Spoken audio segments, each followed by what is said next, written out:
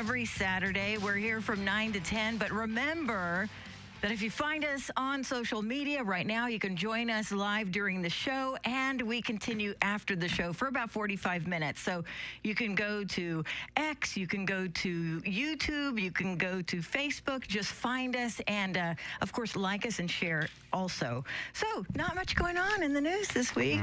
No, well, let me introduce you guys.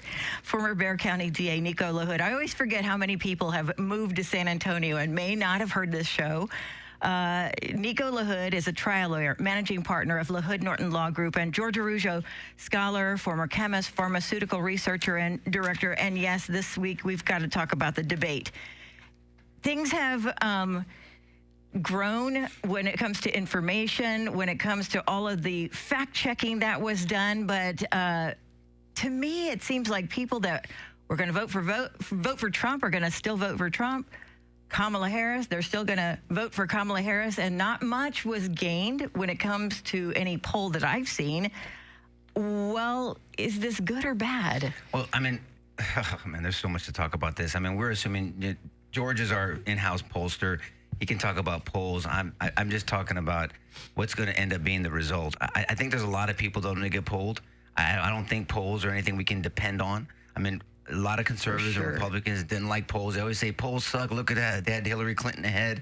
They had Ronald Reagan behind 8 points before the election. I mean, invalid points. Okay, so then why are we going to rely on polls now? I mean, either we like polls or we don't, or they're just kind of a tool, but they're nothing we can hang our hat on or whatever. So I'll leave that to George to talk about polls. But I've been irritated as hell for 2 days. I mean, I wondered how long it was going to take. Well, I mean, I'm just irritated. Well, I'm interested because I was sad the first 2 days, then really sad. mad. I was pissed. Yeah. And I just got over it yesterday or a day before, whatever it was. But it irritated the hell out of me because Trump absolutely sucked, in my opinion. He sucked. He did a horrible job on the debate, and I think I've taken it personal. I've taken it personal because it affects us. I mean, this affects our society, our country. I'm thinking of my children, my future grandchildren. I'm not being hyperbolic. I'm just saying if everyone believes that these ideas, forget Harris, the ideas of that platform are bad for this country, then it should piss you off. I mean, and then the people that are trying to make excuses and if you have to find a sliver of hope in his debate, then he sucked. He lost. He did. He did. I have to say that. He either is completely unprepared or he is absolutely undisciplined, and both of those suck. I mean, she normally sucks. I mean, she just does. I mean, I don't like using adjectives all the time, and I can go into detail about her presentation. Her cackle disappeared. Excellent preparation. She had no cackle, and that's something that, she's going to cackle. She's going to look stupid. Well, she's not stupid. I mean, she may not be intelligent on certain areas, but she's not. To call her stupid is just, I think that's a shallow argument. But the cackle disappeared. She performed better. She was disciplined. If you listen now, I've read something. Yes, I read, George. I mean, that there was something about her preparation, that she had a fake stage, she had her podium, she had someone standing. That is trial preparation 101. So she went back to her litigation days of doing a mock-up trial, of cross-examination, of understand. She canned those answers. I mean, she knew those answers were memorized. She didn't flow. I get it. And then when you have to complain, that it wasn't fair, it was 3-on-1. You lost. Who cares? Yeah. I would have loved the 3-on-1. I would have solid. You guys are going to go 3-on-1? Thank you. It's going to turn around on you, and I'm going to shove it up your ass. But fine. That's fine. Let's go 3-on-1. He could have starred. He could have been a star. Yes. Anyone voting for Trump is not going to not vote for Trump. That's right. Anyone voting for Kamala is not going to not, for sure, not going to vote. My issue is the people that were going to stay home, are they awake now? And the people that were going to tentatively vote, are they going to stay home now? That's the thing that I don't think you can poll. The people that either got off the couch are going to go to the couch. That's the part you can't poll, in my humble opinion, on that part. We can go into details. I just wanted to get off my chest and vent for a little while. Why is George laughing? That's what I want to know. Because George and I went and had a knockdown drag out over this Thursday night, which I'm glad it wasn't taped, because I mean, either people would have freaked out or they would have loved it. It is taped without audio, and you can see it. I called Jeff yesterday. I'm like, Jeff, what's going on? Because I told my wife, look, babe, you got to see this. Pre-R-rated. I watched. They had the waiting screen on. The audio was not on. And I'm like, I was looking at your faces. And I texted Jeff, are these guys fighting? Yeah. I was angry because it wasn't on. No, it was a fight. It was a fight. No, there's no way around it. But it was intense. It was intense. Okay, so But I think it George, reflects the country, Yeah. right? That's why. I know, but thought, what's your shoot, maybe take that on should have this? been on tape. Like, you thought he did well? Did you? I mean, No, not at all. okay. Not at all. I think, But it helped. I'm the maybe millionth person who said there was one missed opportunity after one missed opportunity after another missed opportunity. And it was just, I think it was inexcusable. This is a guy who, I'm a Trump policy apologist. I'm as avid as they come. And I'm going to vote for him. I voted for him before. Twice. I'm going to vote the third time. So I'm unapologetically supporting Trump. I don't think Trump prepared for this debate. God, obviously. I saw zero indication that Trump prepared for this debate. I just want to be clear. I think Kamala sucked. I think she sucked. The bar was so low that because she had vitals, she did great. So the problem, and this, Nico and I went back and forth over this, and he kind of made me eat my words, and I'm glad he did, because I think it's important to say that before last week's Sidebar, I said, whoever wins this debate, I think is going to end up being president of the United States. That's how I think. That's how I think how pivotal this debate is. And I'm thinking poise, tenor. Nico's word is presentation. And what I realized almost in the immediate aftermath of the debate, there were 3 different organizations, and it made me change my mind because I was so angry. In fact, in the text thread where I was tracking the debates, I was watching it and providing comments to a Sidebar text thread, and Nico's part of it, Sal was part of it, Jeff. I literally said, I'm out. And I jumped ship 30 minutes before the debate because I was so irritated because Trump, I think, left so much on the table. And if anyone gave a word salad that night, I think it was Trump. Yeah. His abortion answer, and I had to bring it up because I actually don't understand it. If Kamala would have said to Trump, I don't know what he said, and I don't think he knows what he said, that would have been very appropriate. It was one missed opportunity after another. I think it's inexcusable given what's at stake. Yeah. My mind did change about, there's 2 issues. Who won the debate on the typical standards of poise and tenor and I'm even going to say self-control. She was poised. I can't believe those words are coming out of my mouth, but it's true. She was poised. She didn't commit any of the fatal errors that everybody expected her to make. There weren't word salads. Yep. She didn't do that. She didn't have an incessant, annoying, insufferable cackle. She didn't do that. And she managed to effectively goad Trump into issues, to bait Trump into issues easily. that are completely irrelevant. Easily. She succeeded in making it about Trump. And I can't believe that he, after everything he's been through, couldn't predict that. And so that's a separate issue. In terms of who actually won the debate to the people that actually mattered, it's Trump. And I want to separate those 2. Wait a second. Say that again, because I think that you said that Trump won in some ways. Go back to discussions we've had here, Nico, me, and you, on Sidebar over and over again. Democrats are in the camp already. Her base is solid. They're going to vote for her. Democrats are going to overwhelmingly vote for Kamala Harris. That's not a mystery. Republicans are going to overwhelmingly vote to Donald Trump. That's not a mystery.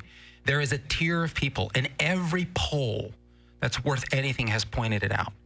There's a tier of people to the tune of around 9 to 10%, and that number's getting smaller because I think it's solidifying for Trump. It's those people that matter here. And so what do those people care about? And on those issues, Kamala blew it. And there were 3 corroborative analyses that were done. Reuters, the New York Times, and Fox News, using different methodologies, but all looking at focus groups of undecided voters, independent, who are undecided. And it's fascinating, the kinds of things that they were saying. What I think is ironic, Nico, it's the stuff you and I have been talking about. And what I told Nico is I backtracked from my assessment that this was going to determine who the president of the United States was. I backtracked from it because I realized that my standards and my irritation with Trump, and I just have zero tolerance at this point because we just can't afford it. And he blew it. But that the people are suffering to such a degree on the issues that we've said they care about, that we know they care about, on the issues of inflation, regardless of however you measure it, consumer price index or just month after month, inflation, the economy in general, the fact that we have zero border and that she's presided over it, dismally. The criminality level across the country, from urban center to urban center, on those issues, Trump couldn't articulate very well. To the degree that there was any substance in the debate, he delivered it. That's not a compliment, by the way, because I think he did a terrible job. But she said nothing. And Nico, this is right out of the gate. I think she lost out of the gate with the people that mattered because she was asked the most important question up front and she blew it. Yep. On the economy, are we really better off? She completely ignored it. And if you listen to the people on the focus groups, they were palpably irritated and angry as you and I were as Trump. They were irritated that she couldn't care enough to answer the question. She literally made them invisible. She erased the people that matter. It just didn't matter enough for her to answer it. She made it about some fake middle-class story as if she was ever middle class, the child of 2 PhD students who came from other countries to this country to get degrees, like the average poor person can do that, and then achieve tenured positions. I'm sorry, in what world are you a middle-class person? But we'll leave that alone. Trump should have, by the way, just gone back on. Look, there's two conversations I think we need to have here. Yeah. And I don't know if I'm right, but that's where I'm coming from. A comment from Alamo Talk. Alamo Talk says it was a bloodbath. Everything that could have gone wrong for him did. She made him look like an angry chimp, and after the performance, one could argue that Trump is too emotional for president. Okay, we got to go. We got to take a break right now, but we will be right back with more. You got to stick with us. This is Sidebar.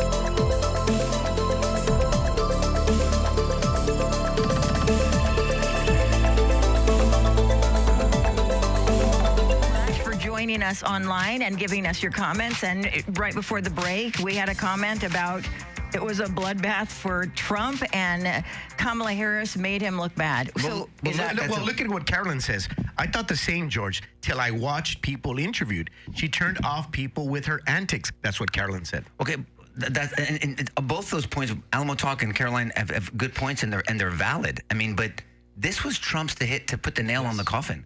This was all his. He was completely undisciplined. And the thing that I think people are hoping for, at least on the conservative side, independent side, is that people's pain trumps Trump. That's what they're hoping for, that people's pain will trump Trump. Because as I always say, and we've said on R-Rated all the time, when the pain of staying the same exceeds the pain of changing, we change. She was successful in presenting herself as the candidate of change. You're in office, lady.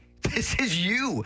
And Trump did nothing to change that. Trump was baited about his stupid ass rallies, which to me was the same as that golf ego all about with ego. Biden. You can't swing a golf club. Who gives a crap about your golf swing? And your rallies aren't going to win it because you got a big rallies last time when and look where we're at now. So yes, your rallies mean something, but they're not everything. Get off your rallies. I would have just said, well, you can look at the video. It speaks for itself. And if the fact she has to attack my rallies instead of defend her policies, that says everything. And I really don't mind going against 3 people in this debate because when I'm president again, if the people put me there, I'm going to have to go against China. I'm going to have to go against Russia. I'm going to go against Venezuela. And so this is fine. I'm very comfortable in this situation. But all this to say, you still haven't answered to the American people why. That's how you redivert. Yeah. I mean, Trump is incapable. I did that immediately back on Thursday when we were talking. When George and I were yelling at each other. I mean, immediately you can do stuff. Now, okay, I'm a trial lawyer. I get it. You have been president. You had all this. You did no prep at all. And I'm going to say this. I don't think Trump's a good debater. I've never seen a good debate from him. He goes against bad people, and then he has little antics, and then his personality. if you look at debate standards and litigation standards, Trump is not a good debater. He's a horrible debater. I think he's a horrible debater. And then you win against someone who was very prepared, because she's not either. Tulsi Gabbard destroyed her. Yeah, Paul says Kamala won the debate but didn't win any votes. Trump lost the debate but lost no votes. That's Paul. But that's not.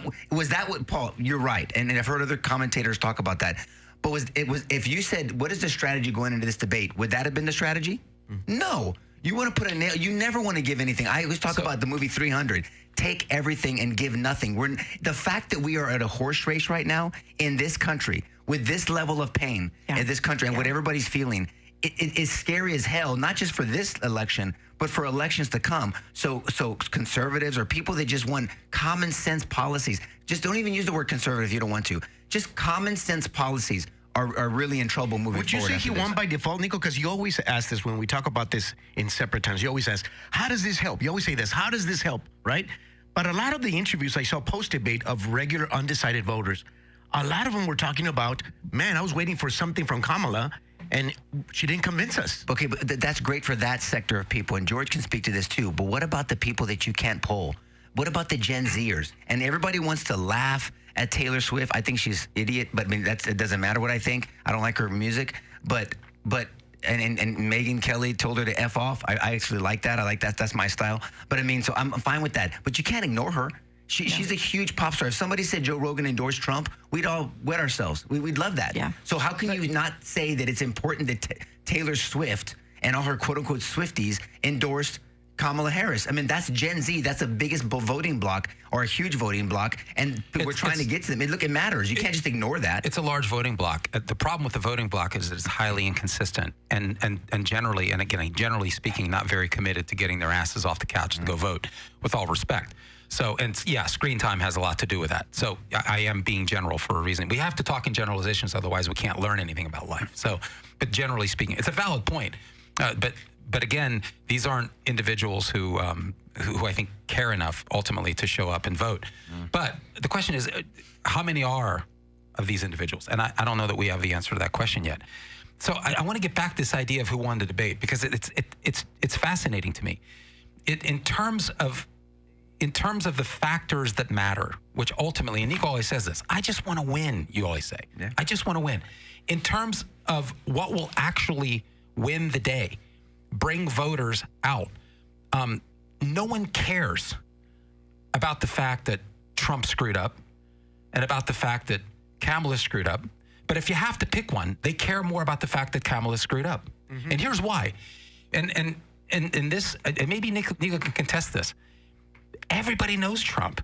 These undecided voters aren't ignorant voters. They're just undecided. But Trump's a known entity. Is there anyone in the world who doesn't know Trump? No. For right, wrong, or indifferent, everybody knows Trump. People came into debate expecting Trump to be Trumpian, expecting Trump to literally stay on topic for the first 2 seconds and then wander off about something. Trump does that. I think he's a terrible debater too, as debate rules go. But people expect that from Trump. I think they bake that in. Now, here's what I think is invincible for Kamala. And this is why I think she collapsed. That's why I think it's largely irrelevant. Trump was in the White House for 4 years. The man exaggerates incessantly. You can forgive people for exaggerating incessantly. You can forgive Trump for being a constant marketer.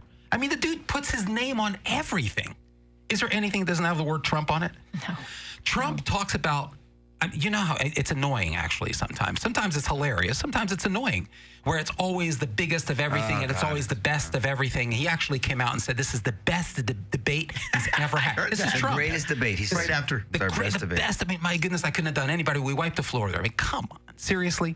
But this is Trump. People know that. Undecided voters know that. And if you look at the Reuters sample first, that sample, Nico, 6 in 10 broke for Trump, 3 for Kamala, and 1 remained undecided. They polled him before and after. New York Times, same analysis, same type of breakaway. If you look at Fox News, they use this dial monitoring system. I think that's interesting, because what they're doing is it's real time. And as candidates sort of wave in and out of issues, the voter, the prospective voter, gets to weigh in on whether they like that or not. And on issues like we're talking about, issues that are critical to them: immigration, the border, crime. Whenever those issues came up, people decisively broke for Trump. And what they're saying is, okay, Kamala didn't collapse. Okay, she didn't cackle her way to death. Got it. We understand. Yeah, she sucks. She could have been really bad and presented really badly. But Trump is a known entity. Yeah, yes, he exaggerates. We'll forgive him for exaggerating, but we are not going to forgive this woman for deleting us, erasing us, pretending we're not even here. That we're not going to forgive. That's a deep analysis, George. I don't know if people think like that. Well, it's what they said. No, I don't know. Okay, well, For the average person, though, do you think that they knew all of the lies that Kamala Harris was No, I don't think that at all. No, hold so. up. There's nothing to object. She didn't say anything. Kamala Harris didn't she say lied anything. too. I've seen some people do the fact check on her, and I actually saw a video clip of CNN fact checking her, which I was impressed by. CBS too. Yeah, but here, and this is an ignorant interviewer question. So then, how do we say that Trump was 7+ points ahead of Biden back then? These are the same policies, and now he's neck to neck, 2 points down in some polls, 2 points up in some polls, horse race in other polls. I mean, how does that happen? So then we're not polling the emotional voter, because you can't have that, because these are the same policies. You can't argue that people are so educated about stuff, and a lot of people are. So I think the things that they're looking at, that's an educated voting block. But there's this emotional voting block, obviously, and I don't think anybody polls that, because there's no way logically, and I am not some poll dude, there's no way logically Trump could have been up 7 points plus, and now he's in a horse race. If you're talking about people that are so educated about this voting issues, they're not. That's my point. This is why this stuff matters to me. This is how a trial goes. The way you do it, you have a theme in a trial. And you put that, you get your jury, you understand your jury, first of all. And then in your opening statement, you present that theme. And there's a thread of your theme in your cross-examination, in your direct examination, if you do a case in chief, in your closing, you had this themed, and there's a theme, there's a story Trump can give. And it's easy. Look, I don't care what people think of Dan Crenshaw. I got my criticisms of him. But he was on a video, someone sent me a video of him. In 3 minutes, he just rattled off this details and said, this was an easy one. This was a layup. It would have been so easy if you're just disciplined. Trump is incapable of being disciplined. And then you get him on his ego. And even Gavin Newsom, I'm sorry that I'm rambling. I'm so irritated. See, now you're getting me going again, George. Gavin Newsom even said before this, he goes, all you got to do is just go to his ego and he'll go off track. Everyone knew this, and then Trump gets off stage and goes, it was 3-on-1. This was the greatest debate ever, the greatest debate. And it was 3-on-1, but we knew it was going to happen. You knew it was going to happen? Well, then you really suck, because you didn't act like you knew it was going to happen. It acted like you walked into a room and you just got bum rushed by 3 people and you didn't know it was coming. If this was the first time you ever saw Kamala, you would say, oh, okay.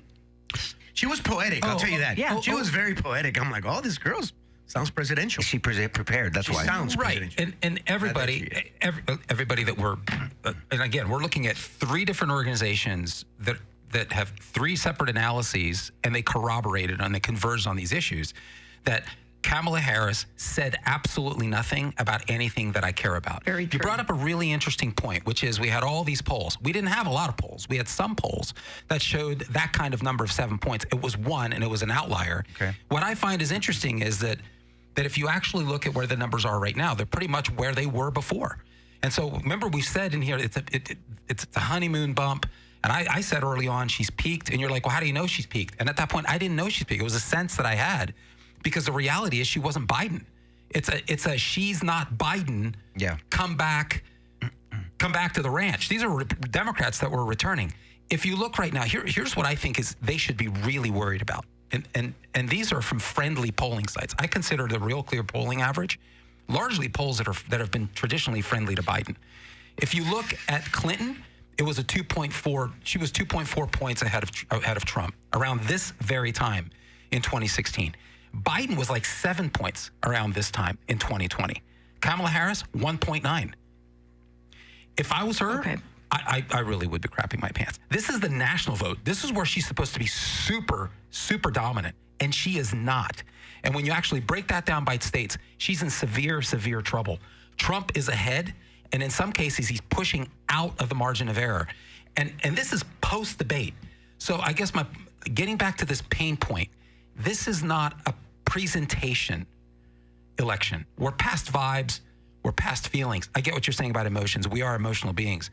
And I think you're right. I think that's a danger. But I think this is a bread and butter election. I hope. Ultimately, this is ultimately bread and butter. But does that bake in these numbers? That bake in the couch?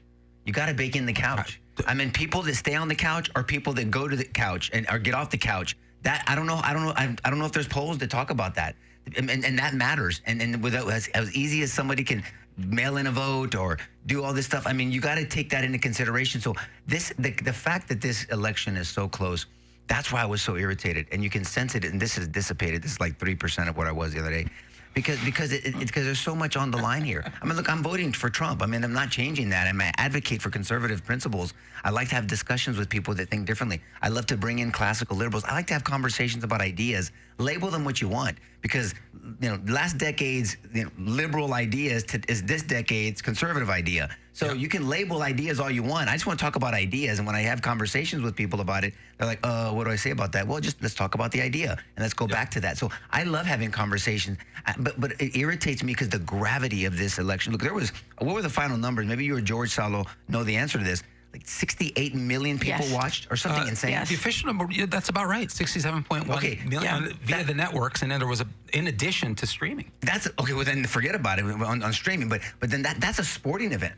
That's a sporting event. And so you have blue team and red team watching the event, and this is how important it is. This was a big deal, and for Trump not to be prepared for that, and not to be have his zingers. I mean, people say, "Oh, he had a couple of zingers." No. Nobody wanted a debate to have a couple of zingers. Yeah, I want to bring your point, bring your theme to the American people. Talk to the American people and take on the conflict and embrace it. And you could have come out looking like a rock star. In other words, this was not the time to wing it. And that's what it felt like he did. Winged it, yeah. Okay, we are going to take a break. We will be right back. Please continue your comments online, whether you're on X or YouTube or Facebook.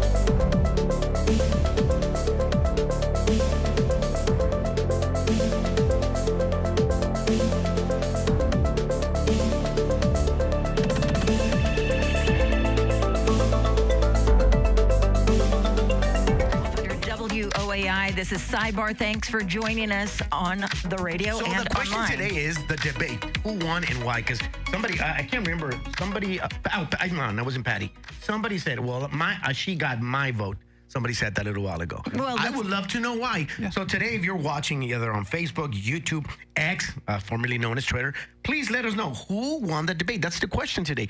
who won the debate, because we all see it from our own lens and different things. And I think there's different conversations that George is trying to have at the same time. But in your thought, if you saw it live, what did you think? Did Trump won the debate? Or if you saw reactions to the debate, who do you think won? Because if there's a lot of people that I saw that they did not see the debate, but they're going off reactions on clips from both you, Nico and George. You both said that there were several times that you said he should have answered it this way. This is what he should have said. So does that mean you think he should do another debate? And if so, is he baiting how her when should he he said no? answer? How should he answer the questions? I mean, look, there's an argument to say that if that's the way he's going to perform, don't do another debate. There's an argument to be made that you need another debate now to clean it up. Mondale, from my recollection, Mondale really mopped up Reagan on the first debate, and Reagan came back. And we've seen that happen with Romney and Obama. Romney did great on the first debate and then just, screwed the pooch on the second one. And so I mean, or whatever it was, back and forth. All I'm saying is, I don't know. I mean, he's going to have to make a decision. If he's going to do anywhere close to this, don't do another debate. He needs to do more podcasts. He needs to do more long-form interviews. He needs to challenge her to interviews. I would challenge her to interviews. I mean, I know he did a press conference. I didn't watch it after he needed to, and he made fun of the fact that people said I was angry. I was so angry. Yeah, I'm angry. Okay, well, then you're going to, fine. I mean, it's okay to be angry. Righteous indignation, I mean, righteous anger is okay, but you can be a focused righteous anger. I mean, be angry if that's fine, but be angry and bring some facts, and then be calculated with that anger and not so responsive. As a debater, Nico is definitely an anomaly when it comes to looking forward to take on the debate moderators. Okay, Nico's an anomaly. Yeah. You would enjoy that, and you would do it effectively. I've seen you do it. Most people would not, and Trump, unless he can be on Fox Network, he's going to end up exactly where he was with ABC News. And he's why put himself in that situation? He's doing a ton of interviews. To your point, I think that's been pretty effective for him. And they've got a very loaded interview schedule, and he's going everywhere, literally everywhere. And I think if he continues to do that, I think that'll be a fine substitute for the debate. I think it's interesting that all of a sudden she wants the debate. I think there's a message here. Where's she been? She's been hiding this whole time. All of a sudden she's okay with doing interviews. Because it's controlled? Is that why? Yes. Okay. Yeah. But that's a separate issue. It will be sanitized. Fair enough. I don't think she's going to do anything hostile. She's not going to go into a hostile medium. But I think that tells us something about where the campaign thinks the campaign is at. She can no longer afford to remain silent. People are not going to hold her guiltless for avoiding these issues. And I'm telling you, what came out of the debate, so did Trump win? Not in terms of tenor, not in terms of missed opportunities, Poise, not in terms of poise, Nope. not in terms of presentation. He did not win. Did he win the debate in terms of the purpose of the debate, which is to actually solidify votes and increase his base? I think he did. In that regard, I do. No, I could be wrong. Oh, wow. I got it. I've been wrong plenty of times before. But I don't think I'm wrong here because the data points seem to line up from different sources. Yeah. And let's see over the next few days, because we need more. Right now we have 3 corroborative, I think fairly decisive polls, because it's not just, well, I went for Trump, but people are explaining why. They care enough to explain that Kamala simply didn't give a crap. I would like to know if there's new voters coming in for Kamala or for Trump, and if there's people that switched either way, like this young lady or I don't know if she's young or not, but I mean the lady that said that she got my vote. That made it sound like, did she have your vote before, or did she get your vote after the debate? She said that she was a dormant Democrat, but this got her back in line. Okay, see, there's my point. And then she's not a poll in and of herself. But this is the couch analogy that I'm giving. Is there any polls on the couch? And are there kind of soft, tepid Republicans or independents that were like, man, I'm going to vote for Trump? It's like, nah, screw it, man. I'm going to go to the couch. Off the couch, onto the couch. That's the poll I want. The fear on the Democrat polling side that I have read, and is that the concern is actually that there's this group of voters out there that will emote for Trump and not necessarily for Kamala. But that's interesting that I've not heard this before, but that's possible. We just don't know. What Democrat is going to say that out loud, though? What Democrat is going to say, I am going to vote for Trump, and like be vocal about it? True. Because I think that's a fear that both sides used to have, but I think the Democrats have that fear more now. If we're looking and depending on the closet voters, that's not a good strategy. That means that there's something, that there's a horse race. No, that's right. I mean, that's something that that's if right. it happens, great. That's right. But that's not a strategy for me. There's closet voters. I mean, I want to go to actual voters that are not afraid to say I'm voting this way or voting that way. And the closet voter is pilon, as we say in Spanish, is extra. It's like a little extra little cherry on top. I'm not. That's not a strategy for me, or it wouldn't be for me. It would be. It would. I wish Trump would just humble himself and understand the gravity of this. He gave a lot of fodder to the other side. It's all about him. He's angry. He's gonna govern angrily. Everything, and he's not deep. He's not poised. He's not. You're saying. Everything. Yeah. I mean, and whether we like it or not, I get it wasn't substantive. She didn't say anything. I mean, and then she did actually, Saulo, she actually did an interview last week. I didn't watch the whole thing. Yeah, 2 days ago. What? And 2 days ago. yeah. She did an interview after the debate and she freaking blew it. No. Is that what you're talking it was a about? one-on-one dude. Some guy. Yeah, It was like backstage. It was like backstage. Yeah, and she didn't do well at all. The same question It's the was same presented in the Yes. beginning. Same thing. And he wasn't aggressive. He was just kind of stoic. It's just- I only saw 3 minutes of it. I want to go back and watch the whole thing. I don't know how long it was, but she fumbles it. That's my point. But this is, and I'm glad you brought it up because that's precisely the issue. People are caught onto that. They're listening to that. They're like, hope this so. woman is an empty suit. She brings nothing but the same thing. Come on, give me a break. The campaign, the Harris campaign released a so-called issues page on their website last Sunday. And it's literally a copy and paste from the Biden campaign. The New York Times has reported that 60% of voters, all voters, are expecting a change candidate from what they've seen over the last 4 years.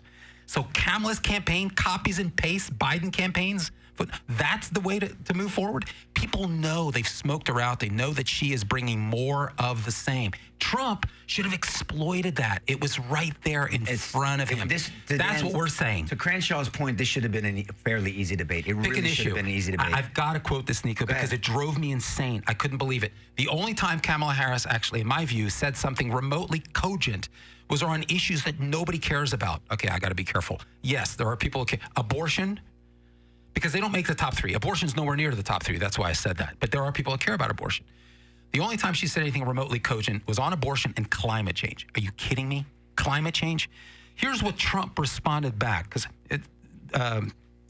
what's her name? Lindsay Davis. Sorry, she says to Trump, Vice President Harris says that women shouldn't trust you on the issue of abortion because you've changed your position so many times. Therefore, why should they trust you? Trump's answer? Well, the reason I'm doing that vote, sorry, what vote? Is because the plan is, as you know, the vote is, they have abortion in the 9th month. They even have, and you can look at the governor of West Virginia. I'm sorry, what governor of West Virginia? The previous governor of West Virginia. He meant to say Virginia. He said the baby would born, and we will decide what to do with the baby. In other words, we will execute the baby. That was an idiotic answer. Now, that was awful. There's You're shreds. going to tell me not to be prepared for that answer? Knowing that that's It's a topic. It's a topic. But Yeah. it's a topic. It's a legitimate topic. Yeah.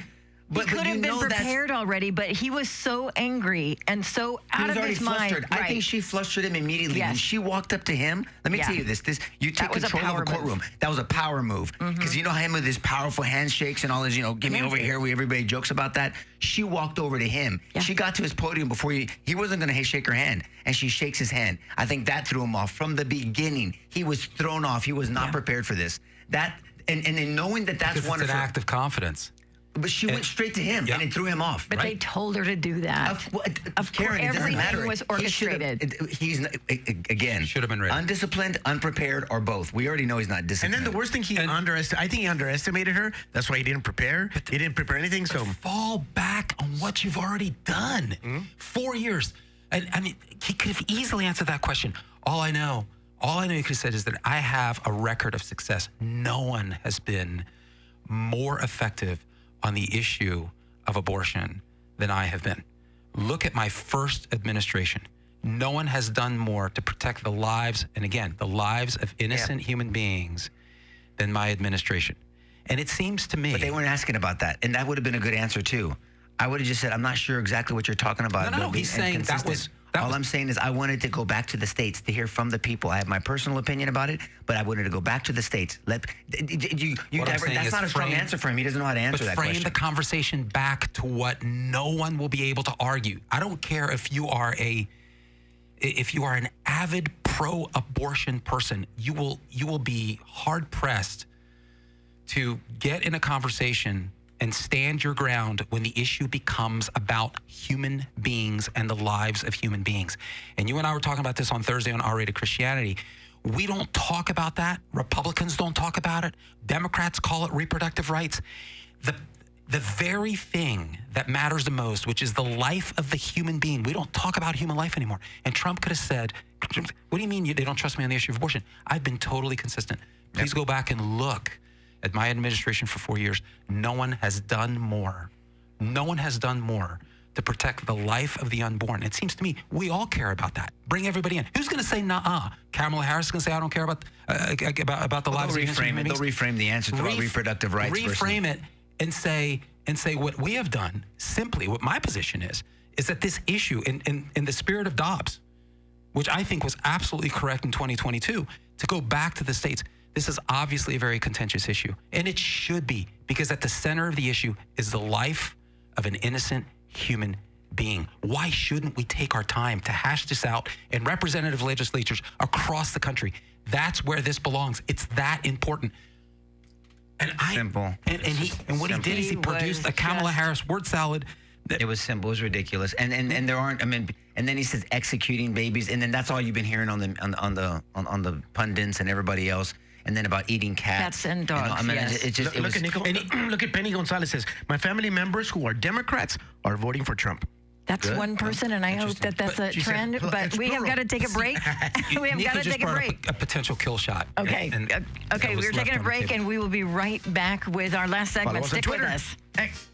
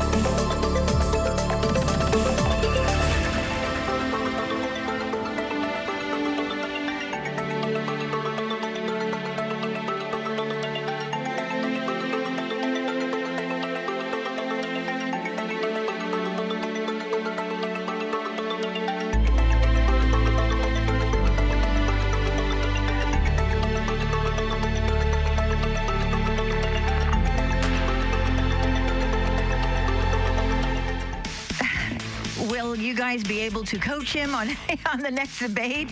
I mean, each of these answers that you give, they seem so calm and thought out, and But obviously, I don't even care if it's calm. He can be passionate. He just can't be uncontrolled. But passion's good. Emotion's bad. He got emotional. He was emotional. I mean, when people were calling him a child, he had the emotions like oh no, my rallies are better. And I mean, he seemed like it was just so frustrating. Because, I mean, he's supposed to be seasoned. Everyone said, Trump's been doing debates, Trump's been doing interviews, Trump's been doing, well, he thought he was at a rally. Rallies, Yeah. I mean, rallies, he just goes That's so talking true. and Yeah. talking and talking. And it's a different form. I mean, he needs to be concise. Time is not his friend now. He needs to be concise. He needs to do interviews. Whether he does another debate, I don't think he's going to do another debate.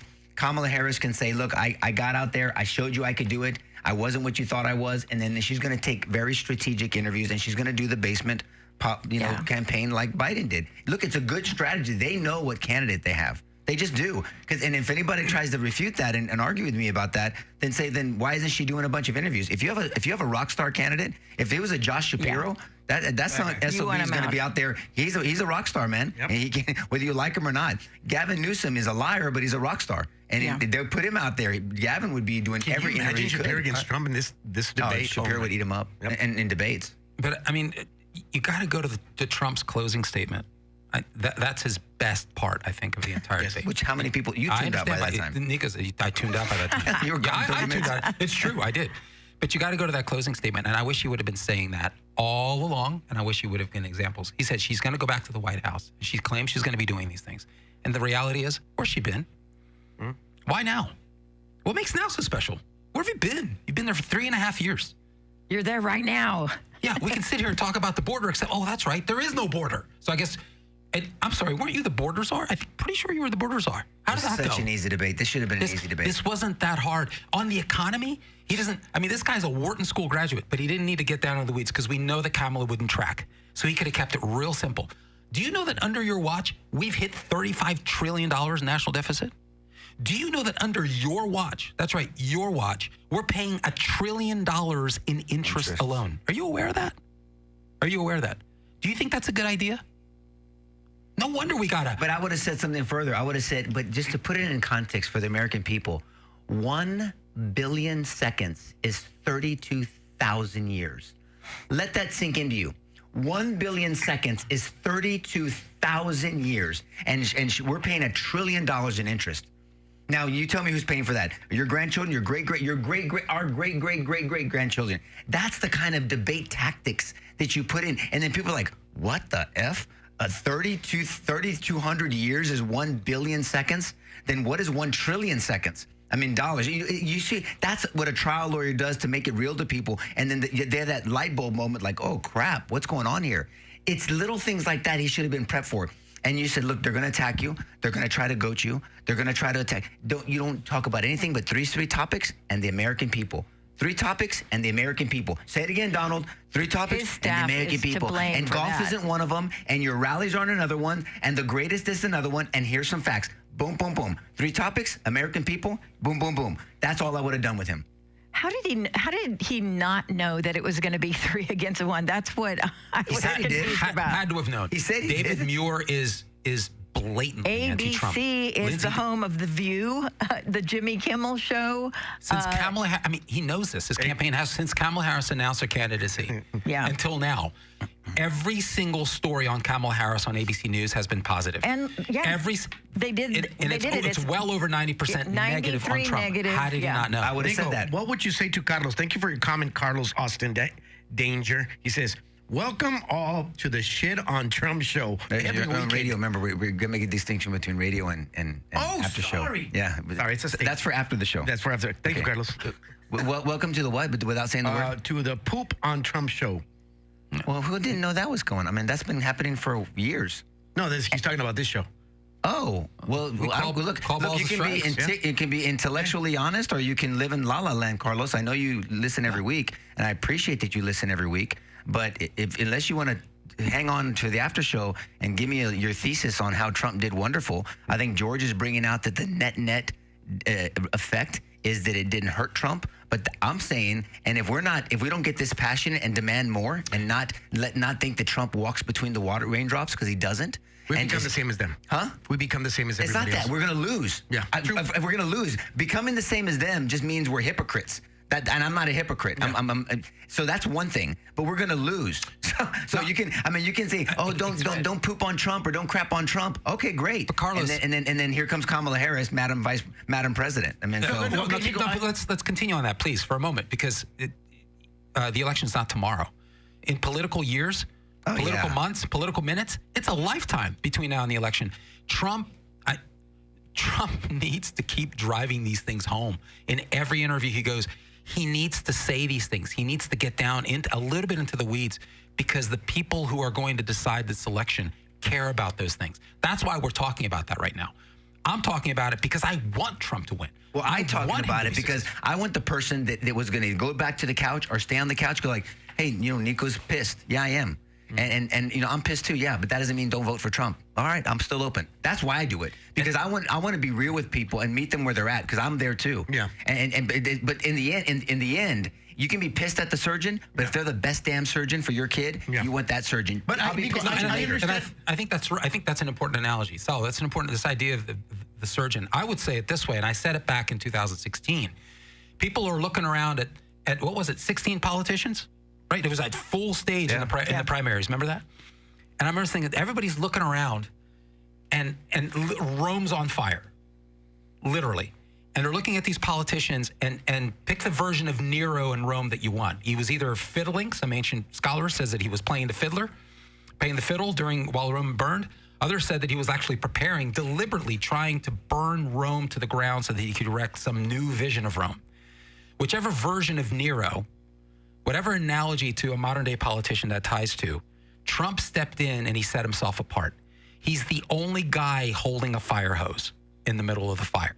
He's the only one actually fighting the fire. And that's why he won in 2016. They didn't give a crap about how eloquent Marco Rubio was.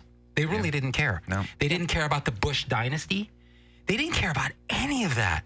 Can Trump handle a fire hose in the middle of a 5-alarm fire? Can he do it? Oh, yeah, look at that. He's actually holding the fire hose and he's pointing it right at the fire. And from what I can see, it seems to be going down in intensity. He's got my vote. So let me tell you this. So when you're fighting someone, when you're in a big brawl, you don't care how eloquent someone is. Trump's a brawler. He's not a debater. And he just needs to acknowledge that about himself. It's true. And we need a brawler in leadership. We need a brawler at the helm. We do. And there's an argument that he's not even a great leader. Okay, fine. I'll have that discussion with you, and you'll probably have some great points, and I'll maybe agree with you on some of them. Okay, but he's a brawler. And right now, we need a brawler. That's what we need. And that's the argument I tell people. We just need a brawler. Now, you're going to get into that debate, because I have debates with friends that it doesn't matter because their definitions are different than mine. And you can have the debate on abortion. You can have the debate on the economy. You can have the debate on this or that or the border. And they have a different spin to it because they have a different lens that they're looking at it. That's a different person and a voter. Some of those people won't change their mind until they feel the same pain from their ideas. The ideas have consequences.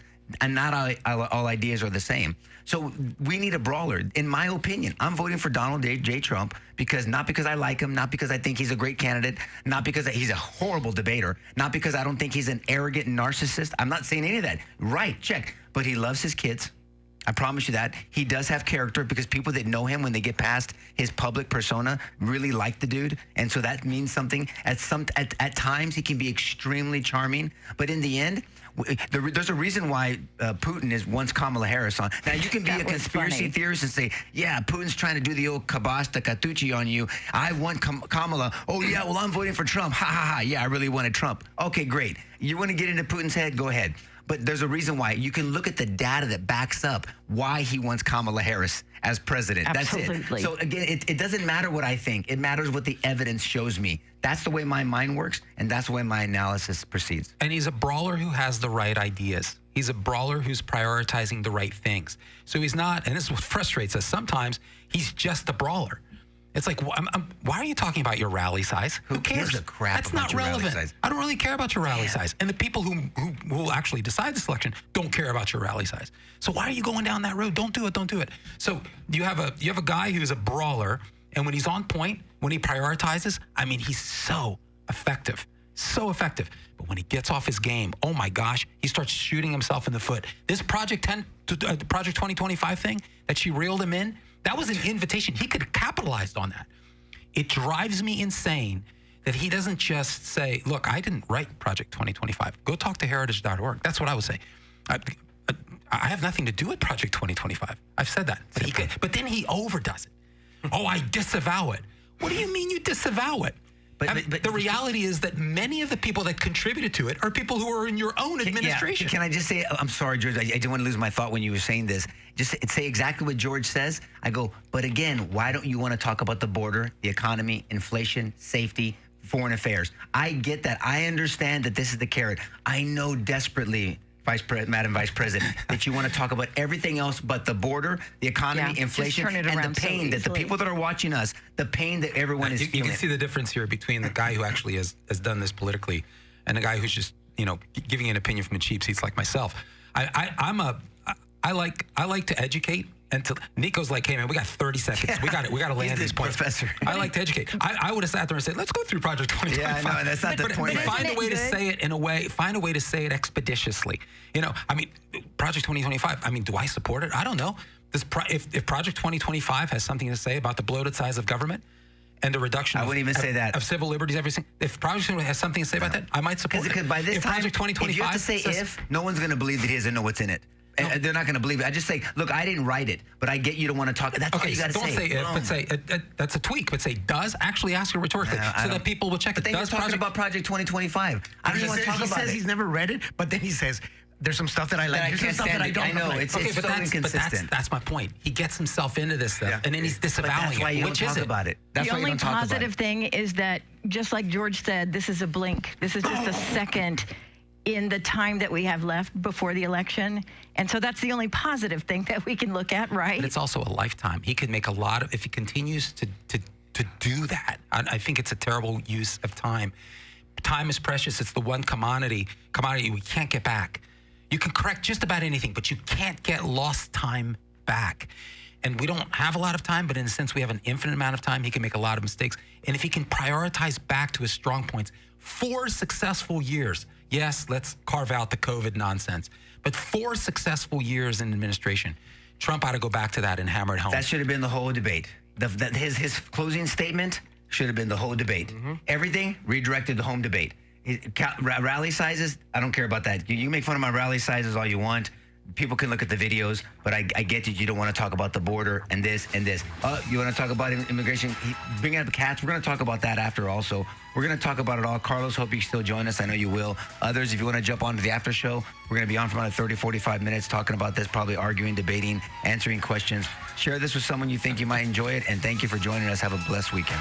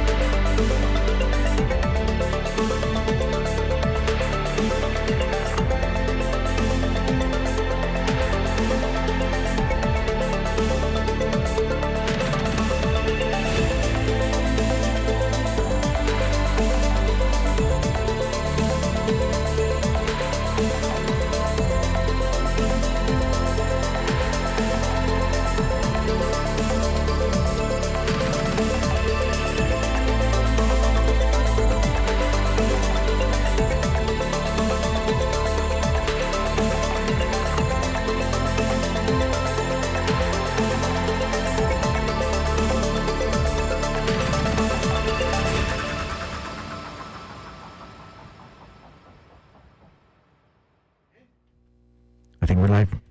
Okay. Seriously. We're on.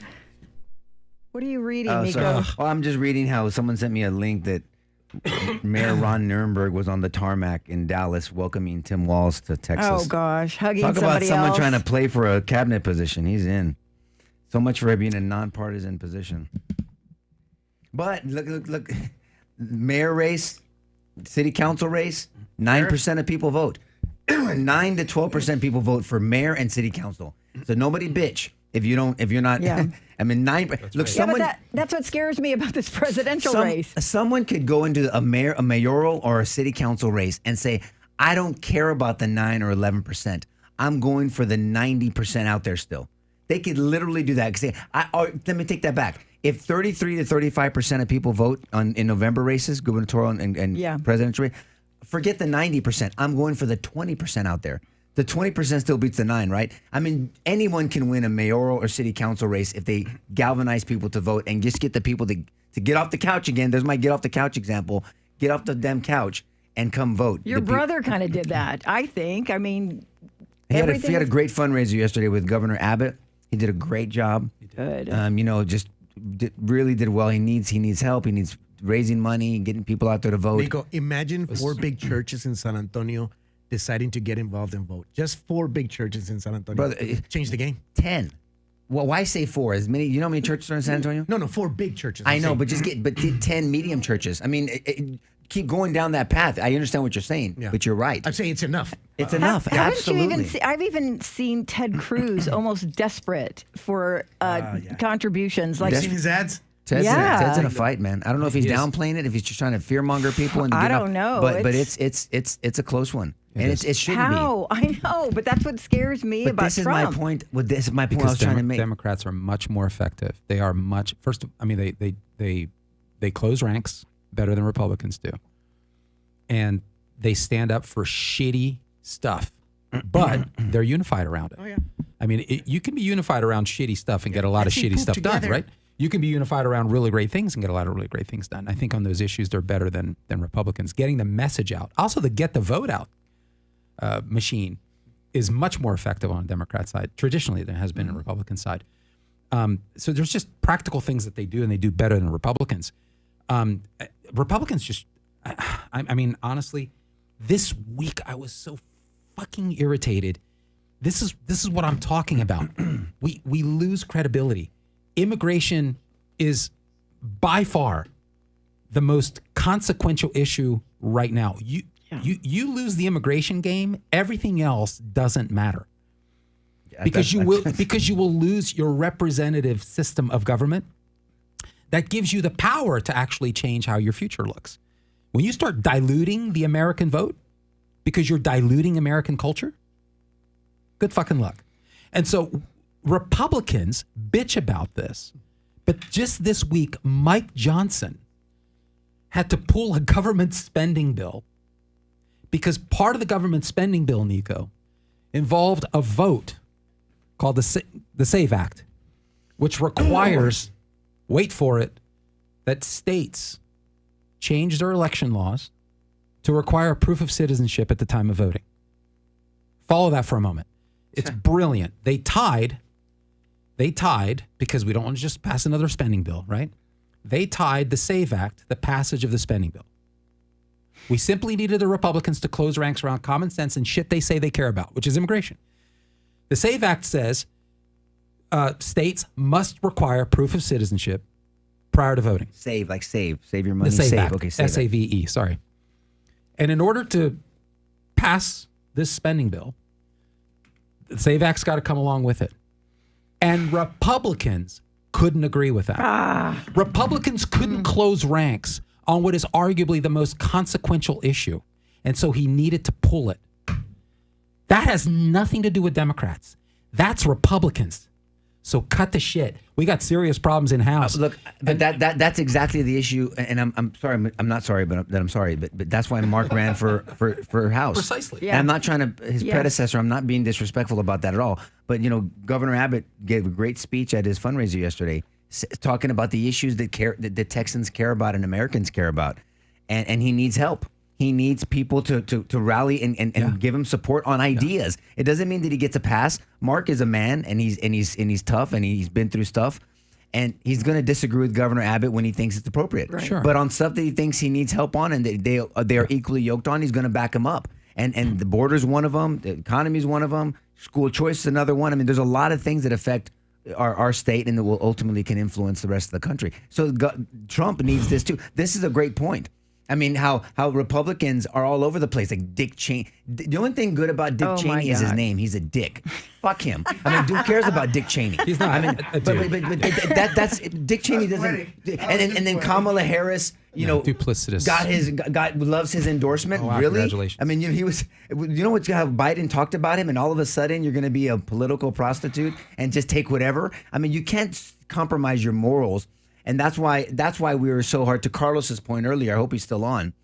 Yes, this was the shit on Trump show. Yes, because he should be shit on. He's getting shit on anyway. So if we don't acknowledge it, then we're stupid. We're not gonna persuade people, because to me, it's about persuading people. If I sit there and say, "Oh, Trump did great. He was as great as a debate ever," it's like, you're just as delusional as that dude. Yeah. But I'll still think to vote for his ideas if you call balls and strikes. That's the difference with this. There's not one interview. You cannot show me one interview, and that was part of our Thursday with the Sal was watching debate. Name one person that thought he did great on that debate. Just from Kennedy. Other than Trump. Other than Trump. Yeah, exactly. not one. Not his most staunch supporters said he had some challenges. Yes, he missed opportunities. Translation: he sucked. That's it. Just say it. He didn't do well. Now you don't have to say it that way. We're just being. They talk about the moderators. I mean, it's a legit. There's no crying in politics. You don't cry in politics. And baseball. It's like going into MMA. It's like, oh my God, he elbowed me. No shit, Sherlock. You're in an MMA fight. They can elbow you. You don't cry in politics. Either get in the fight or go home. That's it. That's why I look at it, man. Be ready for the fight. He knew they were gonna. He said he knew they were gonna triple team him. Well, act like you were ready, asshole. No, you weren't ready. Get in the fight. This matters to my kids. That's why I was so pissed off. It matters to my children. And if I say that it matters to my children, I'm going to act like it matters to my children. This matters to my children. Carlos and everybody else. That's why I'm pissed off. This is really important, because had Trump done what he was supposed to do, had he taken that off the table, then his criticism of the moderators would have more credibility. But Trump didn't do what he needed to do. And so his criticism of the moderators seemed like an excuse. See, that's how important. It did. Yes. That's You're how it's right. important. That's why it's so It's an important. excuse, Had yes. he done what he needed to do, then he would have credibility to say, hey, this was completely out of 100%. control. Hey, does anyone remember Candy Crowley from 2012? Yes. Nobody remembers her anymore? Hey, Candy Crowley Yeah. doesn't even remember Candy Crowley anymore. You know why? Because she lost credibility. Right. Because when she fact-checked, what's his name? I even try to forget his name. Mitt Romney. When she fact-checked him, she actually lied. But so did they. And so her credibility, sorry, Karen, her Yes. credibility was shot. Does anyone remember the moderators at the Walter Mondale Ronald Reagan debate? You don't remember that? Pretty cool debate, right? That's right. You're not supposed to remember the effing moderators. Yeah. You're supposed to remember the candidates. Yeah. But these guys made it all about themselves. But see, Trump, unfortunately, that argument loses credibility because he didn't do what he needed to do. So, yes, it's been a tough show on Trump because we love his policies. We believe that they're right for America. And we want him to win for the sake of our precious country and our children. That's why we care so much, because we care about Trump's success. And by the way, this is what you do when you care about people. You're willing to correct them. And you expect Yeah. better. Yeah. Yep. If you truly love someone, Yep. you correct them. If you don't give a shit about another human being, Let the him best walk way to around. express that is to let him continue upon That's a right. course Yeah. of self-destruction. Yeah. So get it right. This isn't, don't come on this show if you want us to just sit here and wipe Trump's ass. That's not why we're here. We're here because we care about this country. We care about its people. We care about our families. We care about our future. And we got to tell the truth. There's no way you can say it's those a things. biblical out. idea. 2 Timothy 4 says, in season and out of season, correct, encourage, and rebuke with great patience and careful instruction. So we're supposed to do this. We're not going to win if we don't influence those 9 to 11%. And yes, just maybe you can get someone, because of the pain they're feeling, to just be open-minded, not because, and they don't need an arrogant, they don't need someone to say, haha, I told you so. They don't need someone to be in la la land saying like, oh no, my side's always great, or my representative is always wonderful. My ideas are what I think are best for even you, sir or ma'am, who doesn't think they are. But let's look at the evidence, and we got to persuade people. If we stay in our echo chambers and blue team is going to always and red team, we're not going to take off the jersey and get into the arena of ideas. That's the way I look at it. And the ideas will win the day, but not when you distract them with emotion. Passion is good. I love obviously, I'm a passionate dude. Passion is good, but you cannot substitute your logic. You cannot shelf your logic through that, Karen. And that's how you get to people, because there's a lot to work with. Look, I got my criticism of Dan Crenshaw. I saw a video of literally a 2-minute, just calm, very direct, calling people. That was ridiculous retort that I heard from your guest. And then boom, boom, boom, boom, boom. He talked about inflation. He talked about unemployment. He talked about jobs. He talked about GDP. He talked about the border. I mean, just you can memorize these facts. They're there. And I have all the data that backs it up, by the way. That's all you got. There's techniques that Trump needs to learn. He just. But don't you think so that frustrating having the to see. cool heads of Elon Musk, Bobby Kennedy, and who else was it? Tulsi. All of them. Oh, J.D. Vance, obviously. I'm sorry. I'll call bullshit. There's no way. I'm sorry. There's no way he prepared. No. Either that, or he showed up and had some coffee with Tulsi and said, "Hey, I got it. Thanks. Let's not spend any time on that." That's- So how, that sounds about how's right. life at home? There's no way he prepared. No. I mean, because he could. You're right. Trump is a smart man. He is.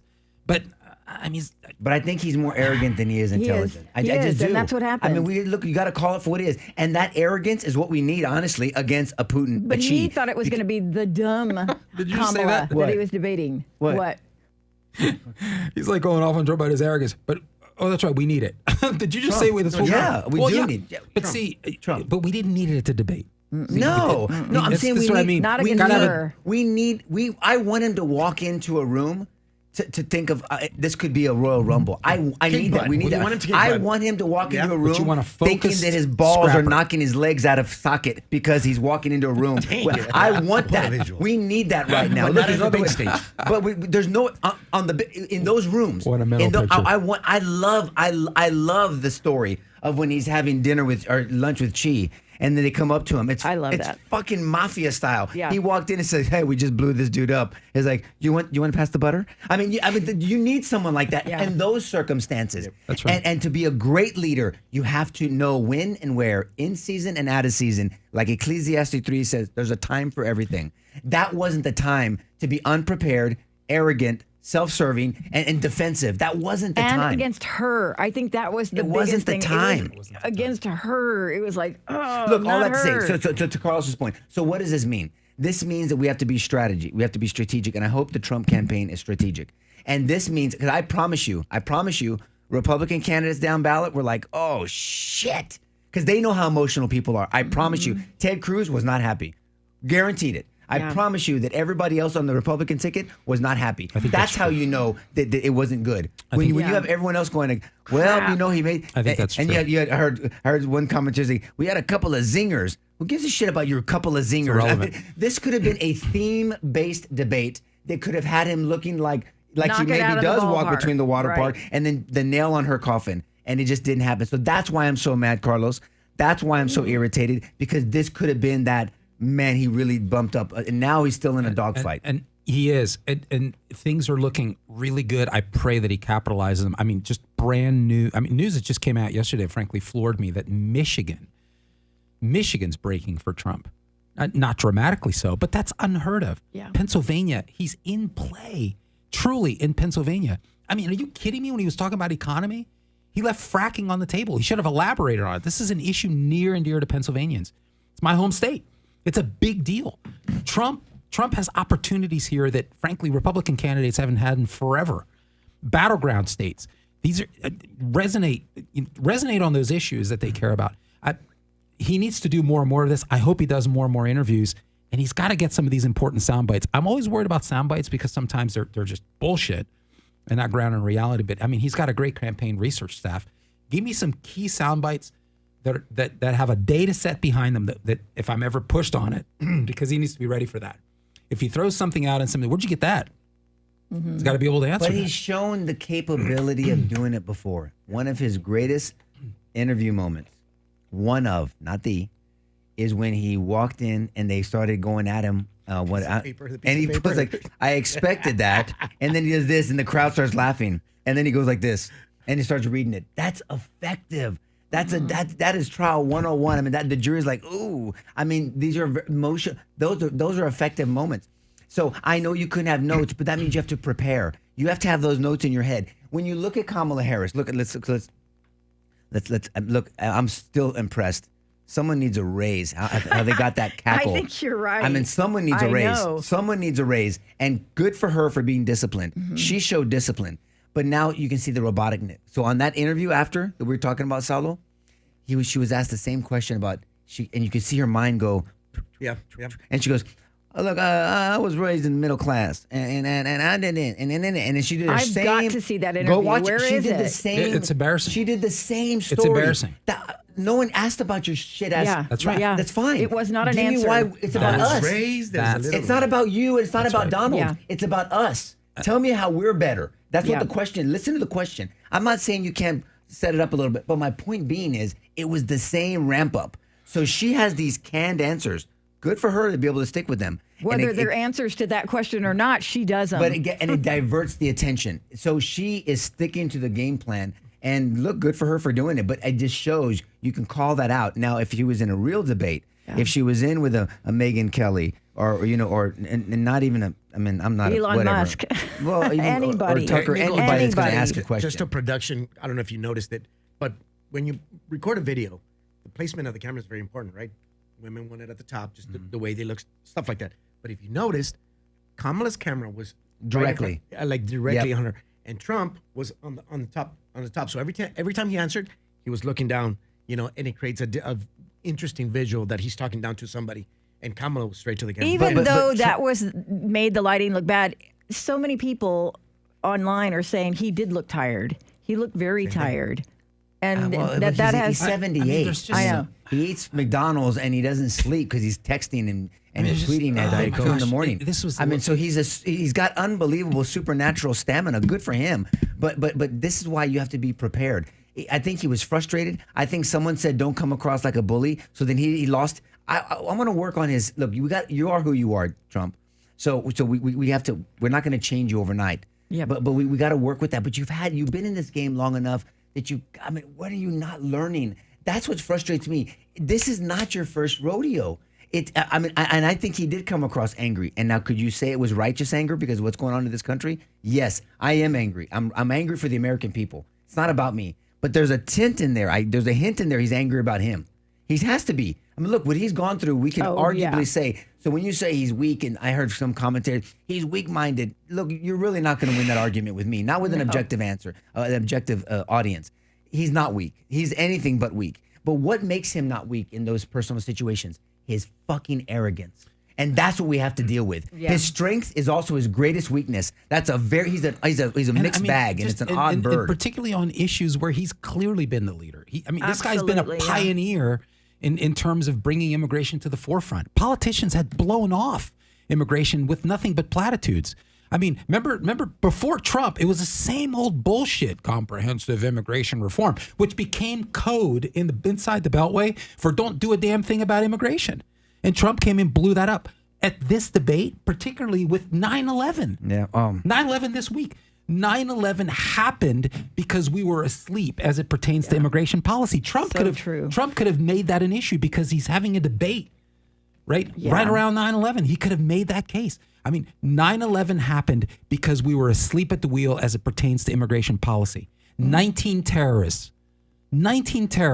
4 planes, 4 of them were pilots. Where do you think they got the ability to fly those planes? Oh, that's right. In the United States of America. That's right. 4 of them had visas. 3 out of the 4 had visas they shouldn't have to attend flight school in the United States. That is an immigration problem. That is a huge oversight.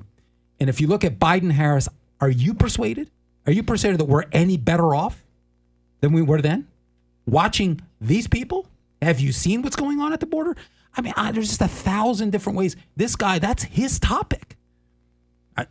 She took it from him. I mean, or he gave it to her. No, I take it back. He gave it. So when they say Kamala won the debate, Trump lost it, I think, the other way around. It was his to win. This was a softball. And even with the difficulty, even with the moderators, I mean, you should have been prepared. And it's little things like this. I've said this last week, I think, Karen. It's like, look, about calling them out. You call them out one time, you don't think that, well, we're not, and you get them. I would start interviewing them. And they would have been, and if they're defending themselves, you know how bad they would look even worse. True. He could have made this into his circus. Put him on the defensive, and he could have been the ringleader. And everybody is like, I get it. Look, I know I walked into a turkey shoot today, but I did that because of the people that are watching. The American people deserve a president that's not afraid to walk into a turkey shoot. But the thing is, I'm not a turkey. So you have to answer for why you're not fact checking her or why this. You're going to tell me that his mind couldn't see what was going on? He said he could. He said he's so above the clouds and all this other shit. Then why didn't you see what's going on and then change midstream? You have to be able to adjust. I mean, there's things that there's an ebb and flow of a jury trial. You have a great opening statement, maybe a great cross-examination. Oh, shit, this hurt. Damn, that really hurt. Oh, judge makes a ruling and evidence that gets in that you hope didn't get in, got in now. Now you got to adjust. And then and it's an ebb and flow. And you talk to juries after, and they'll tell you what they thought from opening statement, from jury selection to opening statements to the state's case in chief to the defense's case in chief to closing arguments. And I love talking to juries after because to me, it's a reflection of kind of a campaign. A campaign is a big jury trial. And your jury is the electorate, is the voters. And you're going to have people on your jury that don't like you, don't like your client for sure, definitely don't like the accusation. But then there's a lot of factors, and you have to adjust. To me, and Trump just doesn't because seem it's about capable. Persuading at the end of the day. I mean, there's a reason we just have a debate for the sake of a debate. I got better things to do. We did it because are we going to persuade more people to vote the right way or not? That's what this was all about. So, and that's really the question: who persuaded whom? Thank God, I'm telling you, thank God that Trump was an incumbent. Thank God that he was president already, that he had a 4-year term, that he actually has objective success. Thank God for that, because at the end of the day, that's what these undecideds, that's what they're referring back to. I mean, okay, Trump's Trump. But you know what? When this guy was in office, and it wasn't that long ago, I remember not having to pay $700 for my groceries. I remember that. Hey, remember that? Remember when you didn't go broke filling up your gas tank? I remember that. Remember when you looked at your utility bill and you didn't have heart palpitations? Remember those days? Yeah, that wasn't that long ago. There was a guy by the name of Donald Trump who's in the White House. Do you remember when we actually had a board? Do you remember when we were actually not letting people in to the tune of 300,000 people a month? I would have brought up Bill Clinton. Do you remember I would that? have brought. There's so many things he could have done. It's like our former president Bill Clinton said that illegal immigration was the greatest threat to this country in 1990. I would bring that up because a lot of people don't know that. And then he's like, "So what's changed, Vice President?" And his last time I whole checked, he was a technique- Democrat, right? Yeah, but this is the technique. So she was trained. She was taught to look at him, to engage him, and he was just looking like this. I mean, I he literally know, looked. I He know. looked like terrible. grumpy old man. I mean, he just did, and he's just like this, looking forward, never acknowledging her, never looking at her. And now he said, "I'm not being disrespectful, Vice President, but it's about them. So I'm going to look over here." I mean, the little things like that, like, oh, okay, well, that's why he's not. That would have 'cause been people so like- good. And they put- it was a big departure from the Biden debate because in the Biden debate, He's he looking actually- at him. He's looking at He's him. looking at I him. mean, Entire he knows how to time. do this. Why this debate? This is the last debate where he needed to do that. I don't get it. I was perplexed by it. That's why I said I just expected so much more. He's capable of more. He is. He did it at the Biden debate. Whatever advice he was given, he maybe they told him like, don't pick on her, don't look at her, don't. Then he ended up doing it anyway. Exactly. I mean, but we all knew before the anyway. debate he was going to fall into this if he got emotional. It was like clockwork. We talked about it. The guy can be easily ticked off. Well, it's a concern for people, and what's he going to do in me now? Because then they parlay that and saying, well, he's got the nuclear box, he's got this, he's got that, Yeah. And then she said, man, she really got him. They were ready. The one that you could just see it in his continent. I mean, she's like, I talk, and she looked right at him. I talk to leaders all over the world. You're a joke. Holy shit! Putin would eat you up. You want to be friends with Putin? He would eat you up. And it I got was like, to what the fuck are him. you talking about? Right. What data point do you have that anyone thinks they're going to eat up Donald Trump on Only a his world ego. stage? And it And worked. it sounds like people don't give a shit about you because no one cares when you say something. Last time I checked, because you can't. I know you want to separate yourself, Vice President Harris, from Joe Biden. But the last time you and Joe Biden told Putin and everyone, don't. Just don't. Guess what? They said, I don't care what you said. I'm going to do. And they did. I And we know. have to deal with their What? did. I mean, there are little things like that you could have been prepared for. And there's so much there. It's like you had this menu of opportunity. That's why I was so angry. And I still am frustrated, obviously. I had this menu of opportunity. I'm working on it. You had this menu of opportunity. And it would have taken discipline Issue after issue. and resolve. Just discipline and resolve. And to persevere, what are you going to do? Are there questions? What are we doing here? So No. We got a therapist coming, Nico. Let's keep going forward. In all seriousness, we got to keep focusing on Nate Silver's projection analysis. He's got a pretty good electoral tool, and I'm keeping an eye on it. He's not exactly a conservative, but he put together an election projection tool. I think going back to 2008, that successfully predicted those outcomes. Didn't do that great in 2016, but nobody did that great in 2016 because nobody could see Trump's win. But he did pretty good in 2020. And now he's predicting that the probability that the Electoral College will be won by Donald Trump is something like 64% in his favor. And Are you trying to make us feel better? It's working.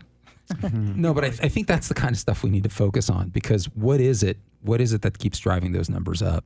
Trump ought to be looking into that very decisively, very, very seriously. I mean, his campaign ought to be targeting those things. And maybe that's why he's chosen not to debate. Because to Nico's point, if he's going to do the same shit over and over again, then stay off the stage. Keep doing what you're doing, talking to people out in the street. Go in the blue states. Connect with those people there. Find issues that they resonate on. And maybe that's what he should be focusing on. But what is it? Because that's pretty significant. A 64% probability of winning the Electoral College. Because it is about the Electoral College. It's about getting those delegates. It's not about the national vote. Although on a national vote, he's doing surprisingly really well. So he ought to be honing down because there's assumptions behind that data. He ought to be honing down on that stuff and finding out about it and targeting those things seriously.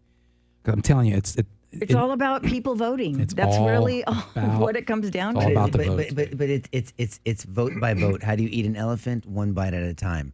And Yeah. so, oh, hold on. Sorry. No, but when someone asked them about Taylor Swift, sorry, someone's texting me. So when someone asked them about Taylor Swift, instead of saying, well, I liked Mahoney's wife better anyway, just say, well, that's unfortunate. But unfortunately, Miss Swift or Mahomes. Taylor, Yeah, oh, yeah. Mahoney's, Taylor Swift is not in connection, in tune with what's hurting American people. Because you're taking a swipe back at her. Who gives a shit? Don't take a swipe back at her. Just say she's entitled to her opinion. But because of her success, because she lives in America, she's not in tune with what really hurting. She's not worried about She's a bacon billionaire prices. with a B, She's not worried right. about milk prices. She's not worried about her kids. She's not worried about property. She's not worried about. She has security. She's not worried about illegal immigration. So although she's entitled to her opinion, she's not entitled to her own facts, and that's unfortunate. Her fans are not going to be better off with Kamala Harris as president. That would have been my answer to that. And it's a little longer than I like Mahoney's wife better. Don't say that shit. Who gives a shit? What? Because he gets goaded in, and this is one of his criticisms, and it's true. All you have to do is compliment Trump, and then he sucks up to you. Whether you like it or not, that's the way he is. That's what Kamala No, said. it's true. And that's a flaw. That is a character flaw to me. That's all you got to do. No, that doesn't change the criticism you had of that person. Say, I really appreciate, I'm honored that they changed their opinion about me. Then don't talk about anything else. You don't say they're a great So person. easy to They're great. sidetrack. They're good people now. You know, they have a fantastic this and phenomenal this and the greatest this. No, they don't turn into a good person when they were a prick before. I mean, you just respect their, and I'm honored. And I'm hope to work to keep their support. That's how you say it. They're not great people all of a sudden. I mean, I just, you know. So there's all this talk about it's best now not to wait till voting day, like to go out and vote early. What are your thoughts on that? Oh, sure, absolutely. In fact, any state that's allowing early voting. You kidding me? Remember last Republicans time ought to they be told us, wait till Absolutely. voting day. Wait till voting day. That's part of the Get the Vote Out Yeah. initiative. Get your ass out there if you can. Are you kidding me? But do it early. Democrats are brilliant at this. This is why, the second they start counting votes on election day, there's like this huge surge of votes for the Democrat candidate. Why is that? I mean, they've been so much more diligent at getting people out. There's no reason why Republicans. I'm happy to say that it seems like we're doing so much better in that regard. We have to. We're really, seriously, I think we're doing very, very well in that regard. I mean, if you believe the numbers from the Republican National Committee, we're doing demonstrably well. And again, legal efforts to try to change election laws last minute, those things continue. I mean, Mark Elias, that infamous Democrat lawyer who in 2020 managed to rally an army of legal efforts to do that. He was very successful, and he did it right under our noses. I don't know what the hell we were so busy doing, but he did it right under our noses. And so I think we're much more effective at a counter push. We have our own lawyers, and we got a shitload of them. And so that's been very effective. We need to keep doing that. That's grassroots stuff. And I think we've been much more effective. Is there going to be a I vice just hope we didn't president start too debate? late. Oh, good question. I hope so. That'd be amazing. Yeah, I mean, yes, When? there's one. When? I don't know, but I Yes. hope so. Yes, there is a vice When? president. It's coming soon enough. Well, not But I soon mean, enough. It Waltz needs to be before is voting. he's a vulnerability. Trump should have exploited that. I mean, when they were talking about abortion and Lindsey Davis steps in with a bullshit qualifier, no place in the union is a baby allowed to die after birth or something like that. Well, October he used- 1st. He used October 1st? Mm-hmm. He Or used the 10th. word execute. That's his problem. Words matter. And so the defense and the retort to that is nobody's executing their babies. Tell me where anyone's executing. And then he's stupid and does the West Virginia. It was the Virginia governor at the time. Yes. And what you say is that this is where these ideas are trending. It's trending to that. But let me ask you a question. Are you okay with an abortion at the 9th month of pregnancy? That's how you turn it around. Let them get on the defensive. because it's happening right now, right? But- Because but they denied that. I got that, but just ask that. Ask that question. The facts will speak for the facts, but he's got to be prepared. In this state, it's allowed. In this state, it's allowed. In this state, but he's got to be ready. That takes No. something called, And- wait, oh my hold gosh. on, preparation. You got to be prepared. You can't say J.D. shit. Vance will be. Well, yes, but you Yes. got to be prepared. You've got to say, in this state, this is their law. This is their current law. I'm not making that. In this other state, what the Virginia governor was saying during the interview, it was an interview on this podcast. What you can look it up. It's on YouTube or it's here, whatever. Direct them to it. and it was where they were going. It was almost past. This is where it goes. And he could have postnatal abortion. Postnatal, where they keep it. That was the terminology he said. So what Trump said, but he said it's just kind of off the cuff. But that exists right now. There are 3 states in the union, and Minnesota is one of them that actually has But that's no from provision a failed abortion, not it. What botched abortions. Yes, Okay. but the Virginia governor at the time said you can have the baby, keep it comfortable, and then make a decision. Sure. That was on the interview. That's not anyone else. That's the interview. He says it himself. They were going to vote on a potential law. It barely didn't make it. Now, the one that you're talking about that's on the books is that if there's a botched abortion and the baby survives, they let it die. That's different. That's right. It's a different issue. They're both bad, by the way, but it's a different issue. So that's how they're scaling Well, it's a different out of issue, it. but it's still about provisions for protecting life. I know, Dad, but and how far we're willing to go. They're squirreling out of it. If you're Okay, not precise, that you give them a little room to squirrel. That's all. But you can take the conversation where it needs to go, like in the issue of the 9th month. I mean, look, this is where Dobbs, I think, did a huge favor to the country. Prior to Dobbs, 50 states technically would allow an abortion to happen in the 9th month. 50 states. And that is because of Roe v. Wade. And that's been the case for 50 years. That's undeniable. But Dobbs changed all that. Dobbs, by taking it to the states, that 50 is now 21. There are 21 states in the union that allow abortions literally through the 9th month. All the other states have some variation to allow rein in to rein in those parameters. How many states allow that? How many states? 21. 21. So 21 out of 50. 21 verifiable states. We Yes. can say allow an abortion up to the 9th month. That's exactly right. Yes. See, now I trust George because I know he does his homework. No, you before can he look says it up. stuff. It's on, the Susan B. Anthony Foundation No, provides the but data. my point is FRC.org. that should be the talking. That all I'm saying is someone that's scholarly should be preparing Trump with things he can just go to. They go to easy answers. Because then you turn it on them. You don't use a word like execute. You don't use that word because that's an insinuatory term. Why are you going to use that word? Because you it's talk what about came to life. his head first You without talk about thinking. human life. I have here an abortion map. You can literally go and find out where each state is in terms of their provisions, in terms of protecting life. FRC.org. You can scroll down. There's a piece called Pro-Life Laws in the States. And it's very particular. As smart as George is, you're going to tell me he doesn't have people like George around him that can figure this shit out? You hope. If not, give George a call. So then just the figure it out. I mean, then there's just so much. Look, Dobbs did a favor to the country because it took it to the states. He should have said that it's a good thing, and here's why. Prior to Dobbs, the United States found itself in the company of wonderful nations like China and North Korea and Vietnam. Yes, that's right. In what sense? Allowing abortions up until the 9th month, even the point of birth.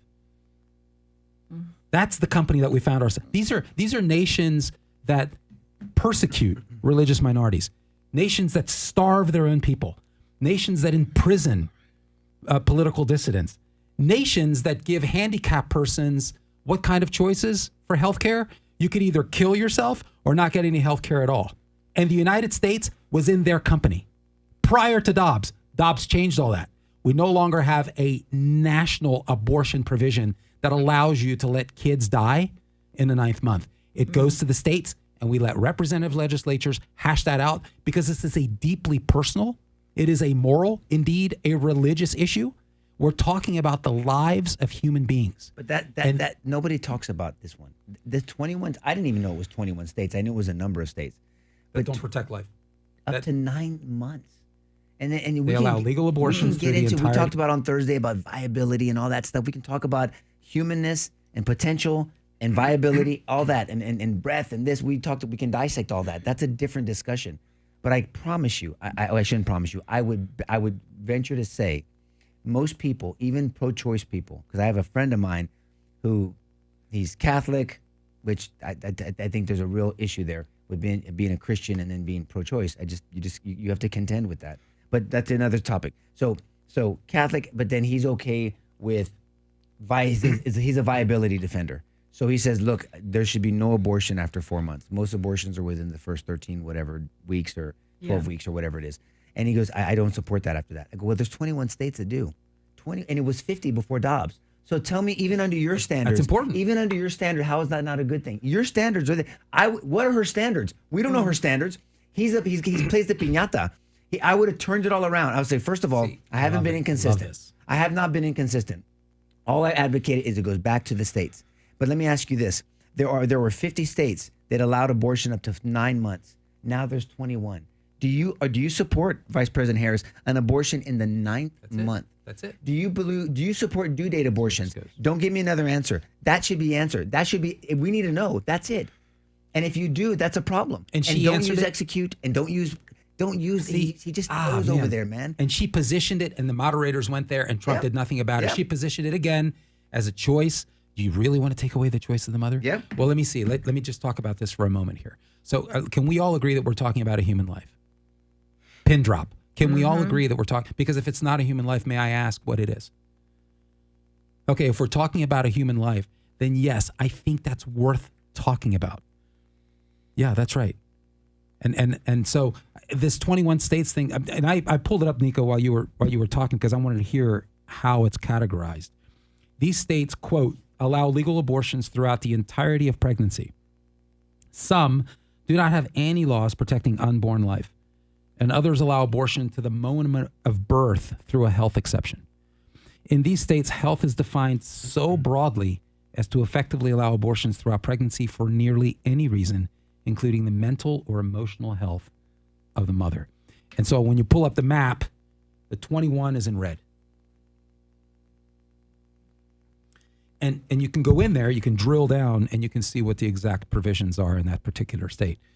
But this is a movement in the right direction. And I would really try to sort of, to use Nico's word, corral these people in and say, aren't we all in agreement? Aren't we all interested in preserving human life? This is part of the 14th. This is the 14th Amendment of the Constitution. I would encourage. I just saw this. Someone sent me this video yesterday. There's a video going around of Charlie. Look, I have my criticisms of Charlie Kirk. I think he's kind of an interesting dude, but he's a very good debater, and he's very knowledgeable, and he goes in ready, and he's got 15 woke people against him. 20 woke people against 20 him. was 20. Yes, that's I exactly the wanna see video. that. Jubilee does these videos, debates. It was excellent. It was amazing. It was. You gotta watch it. 20 woke. He was surrounded by 20 woke kids, and circle. one of them. And some of them were good. Other ones were just. It was just easy for him. But Charlie goes in prepared. He wasn't as strong on the abortion issue, but he's still strong on it. But one of the kids goes, "Well, it's a fetus." He goes, "What's a fetus? What's the definition of fetus?" It's an unborn human baby, typically less than 8 weeks old. By the way, if you look at the definition, because they want to make this. It's not a human. It's a baby. I mean, it's a fetus. A fetus is an unborn baby. It's a human baby. What are we talking about here? And even some of those kids, those woke kids. Some of them are like, look, I'm uncomfortable about this. I get it. I get your point about this because they know there's something inherently inside them. Right. To talk to your point earlier, George, that this is humanness. This is humankind. This is a personhood. We talked about Roe v. Wade, about the whole thing falls apart if at some point we can establish personhood. Right? It's in the opinion. The very ruling of the calls it a potential human life to avoid this issue. Yes. And, and it was damaging for 50 years. I think the most effective, and we just have, Republicans have, we have do some homework, guys. This is where the righteousness falls. We have the moral argument. It's clear. And I don't understand why we run from it. It's a human life. We have a 14th Amendment in the Constitution of the United States that protects life. And because it matters. This is not even an issue. But here's the problem with Republicans, George, and people that are pro-life like ourselves. It's an all or nothing thing. You got it. It wasn't all or nothing with slavery. Our founding fathers made concessions because they knew slavery was a moral stain on the country. They knew it. I mean, and they said, "Well, look, we're not going to get this thing together. We're not going to get these 13 colonies together and fight King George," because they knew what the ultimate battle was. There was a war they had to win against England, and there were little battles amongst the colonies, and they were strategic and they made incremental. So even my Christian brothers and sisters, that's all or nothing. I mean, look. We what is it? The enemy of great is good, or whatever. We got to get better. We have to work. That's called sanctification. When you give your life to Christ, you're not walking on water. You're still a dick. Right. I mean, so you got to be less. I'm less of a dick than I was yesterday. How about that? And I'm working on it. That's called sanctification. Why can't we have a sanctification process in this country? Right. So this is the problem that I debate against even people that are pro-life with me. what are we doing? What are we trying to that's accomplish? right. That's And right. you know you're not going to get there. You're not going to get That's there. right. Now, do George and I make the exception of the mommy's life? Yes. And I think you can stand before the Lord as a Christ follower and say, Lord, we deferred to life over life. We deferred to life over life. And that's it. I mean, that's the bottom line. We chose life over life. And you have other kids, you have a family, other things to consider. Yeah. But we can talk about, I wasn't trying to talk about that. I'm talking about the strategy behind Yes. it. You've got to we have to be strategic about this. We do. And then this is one thing that I've never heard anyone, and I'm not trying to pat myself on the back, I promise you. I've never heard not one person make this national argument. Because you need time to make it. And you've heard me say it, Karen. Not one pro-choice advocate is trying to champion the change of penal codes around the country to change know. capital murder laws on killing a pregnant woman. Not one. There's not one person. There's not one pro-choice person that is saying, let's go change capital murder. So if you murder my pregnant wife, if you murder my pregnant daughter, if you murder my pregnant sister, I don't want capital murder on the table for that accused. I want it just to be ag assault with a deadly weapon, Yeah, or 'cause regular murder, because if the woman dies, if you stab a pregnant woman in Texas, and she lives, the baby dies, you're charged with capital murder. Yeah. Why? Yeah. Because the penal code acknowledges a baby in there. It understands what a fetus is and understands what the potential of that human life and protects human life. That's to George's point. So no one's ever answered that question to me, and no one makes that point. Maybe it's because of my experience in the justice system. I get that. But I'm trying to make the correlation to the value of the child inside the mommy's womb. And of course, And my it's worry precious. is that will go away eventually. And I mentioned that on Thursday. That's my worry that goes away eventually, because if you keep making every other argument, and there are legitimate other arguments, apologetics, pro-life apologetics, for instance, just the basic biology of it. But if you don't ultimately come back to the idea that this is a precious and exceptional human being, then it becomes about your opinion.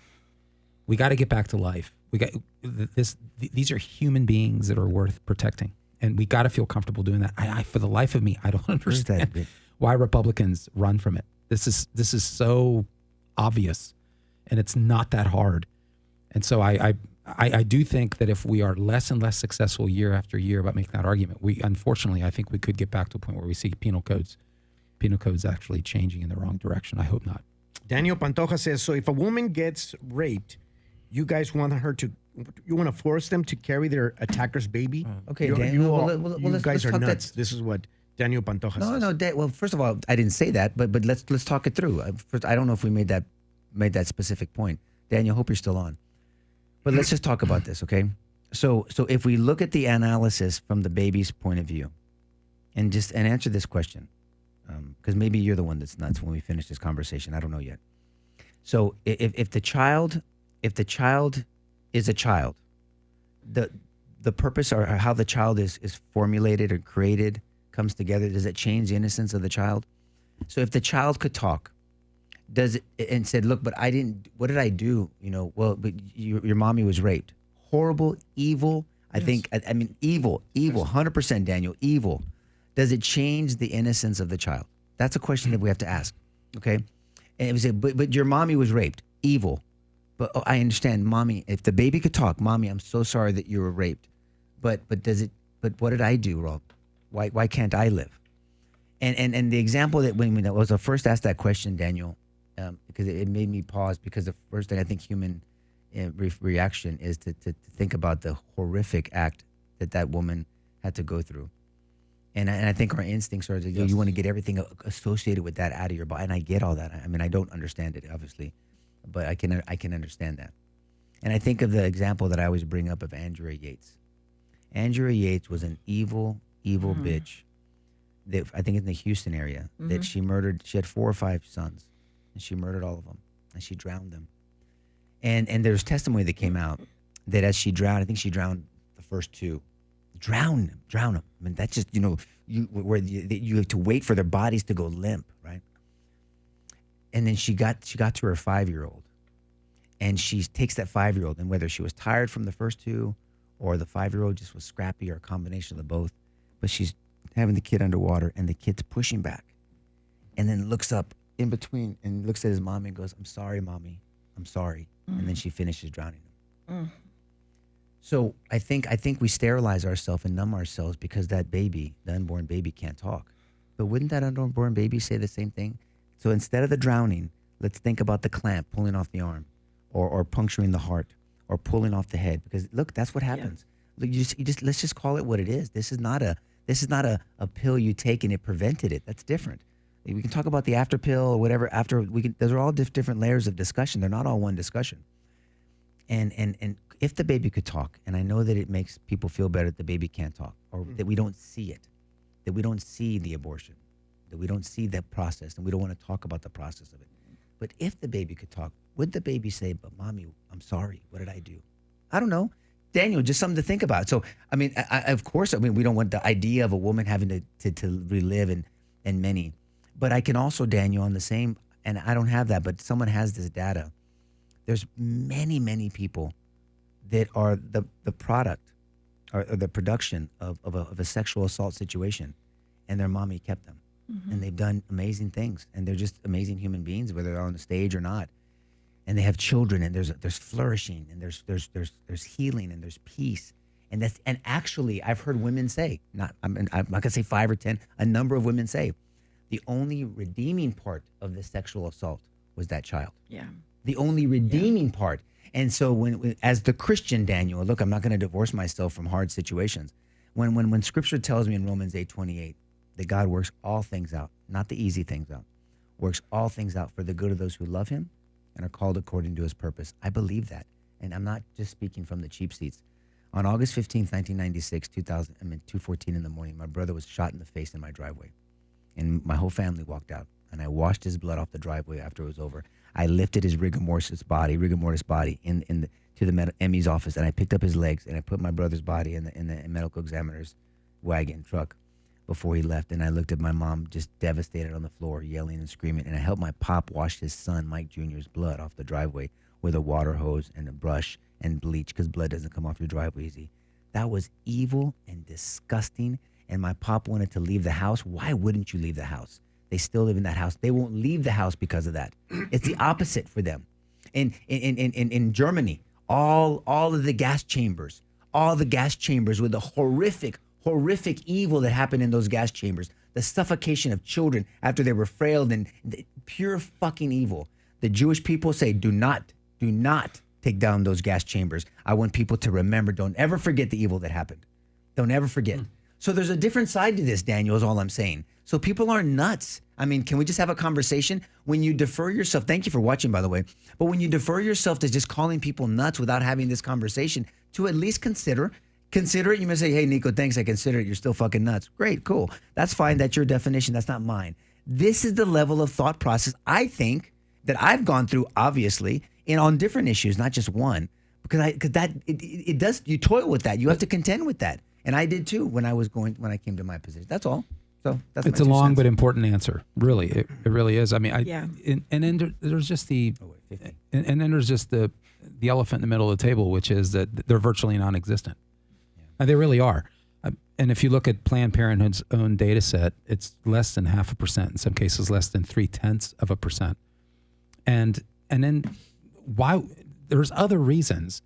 The reasons are that, according to Planned Parenthood, the vast majority of those abortions that are had, admittedly, it's a psychological stress reliever, but in some cases it actually goes in the opposite direction, where women who have abortions as a result of a rape event actually end up with PTSD as a result. So it's not that simple. You just gotta look at everything. You gotta look at everything. It's not a decision you arrive at very frequently at all, and it's so rare. But the so life I don't of the understand. Mom for sure. Of course. Yes, of course. And I know we're getting tugs over here, but I mean, life of the mom for sure. I think it needs to be an exception. I think you have to be open to that. To what Daniel said, if you're trying to get better, you have to be open to that. Oh, of course. You know, be open to if rape would be another exception. I mean, I'm just telling you my personal position, but I mean, you have to be open to that if you're trying to change laws. I mean, you have to be open to things like this, to working towards, okay, not after the heartbeat rule. That was open to something else, or 14 weeks, or 20 weeks, or whatever. But virtually all these states have provisions that make provisions for rape, incest, and the life of the mother. Yeah, that's all. And so that's, Daniel, great comment. Thank you. I know we went over that we were supposed to go, but these are important topics. Hopefully this helps people think through and critically think through these issues. And as we're always going to say, share this with someone that you may think benefit from it. We appreciate everyone that watches and makes comments in support or critique and having discussions. I hope I have not seen the comments so far, but I hope there's always respectful debate. I hope there's a colorful debate, respectful debate, and then we'll see what happens at the end of the day. But regardless, don't take anything for granted. We should out there be having conversations, trying to change hearts and minds, and ultimately influence people to vote number one. And then how to vote, that's up to them. But we got to present the truth to them. God bless you guys. Have a wonderful weekend.